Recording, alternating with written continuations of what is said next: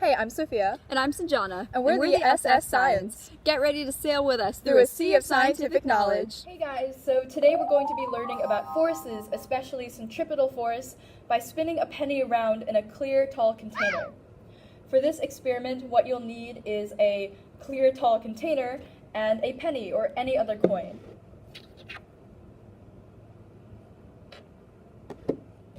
Alright, so what you want to do for this experiment is put your coin inside of your container. It's usually easier to do this experiment with the lid on your container, so put that on now. Now grab your container by one end and spin it until the penny races around inside of it.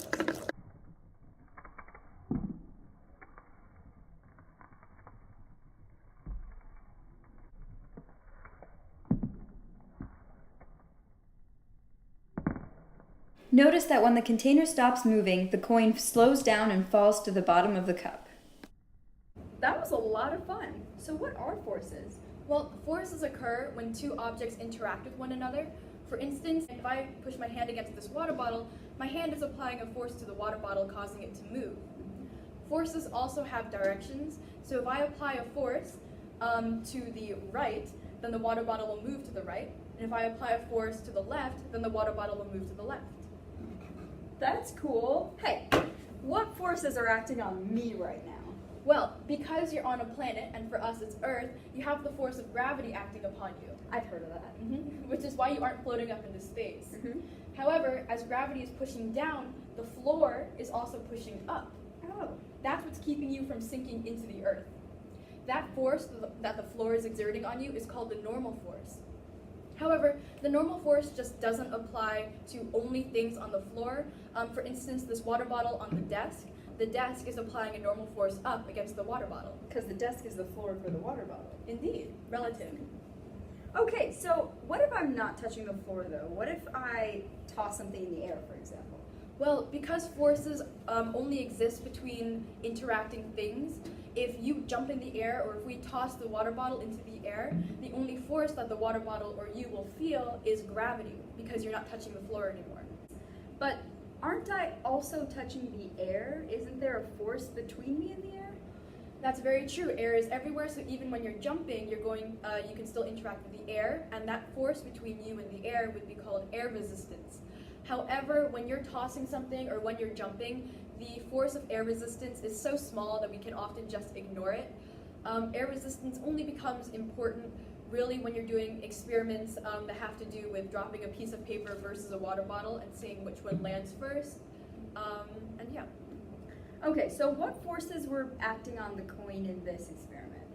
Well, if we look at our experiment, we have the bottle and the coin, and when it comes to identifying forces, we have to make sure we know which object we're talking about because different forces apply to this jar than the penny. We're just going to be talking about the forces that apply to the penny because they're a bit more interesting. So while the penny was rotating, the forces that applied to it were gravity, the normal force between the jar and the penny, as well as a friction force.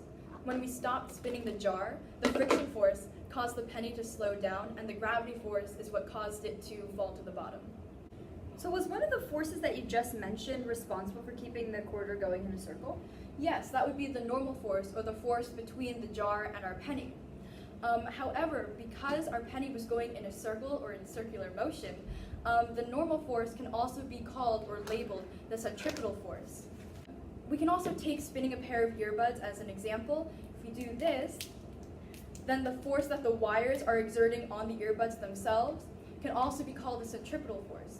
However, I do want to emphasize that the words centripetal force just describe another force. They aren't something in and of themselves. So the centripetal force in our earbud example would just be the wires, and the centripetal force in the case of our experiment would be the normal force. Got it. But if you let go of those earbuds, then they would fly away. So is that also centripetal forces? No, that is not. Centripetal forces just describe forces that are towards the center of the circle. What you just described is an imaginary force, which some people call the centrifugal force. If you spin these earbuds in a circle, it'll feel like they're pulling away from your hand, but that's just the centripetal force. You explained a lot of things, but it's still kind of confusing for me. It is confusing is the thing, and the specifics of centripetal and centrifugal forces go beyond the scope of this experiment. The important part to remember is this: the centrifugal force, even if it feels real, is not a real force. And the centripetal force is a real force, and it's just a label for any force directed towards the center of the circle. If you're still curious about why the centrifugal force isn't real and why the centripetal force is, you should go and research on your own. And I will give you a hint when it comes to why the centrifugal force feels funny. It has to do with velocity and friction. Great. Well, I hope you learned something, and I hope you learned something too. Thank you for voyaging with us on the SS Science. We hope you had fun learning.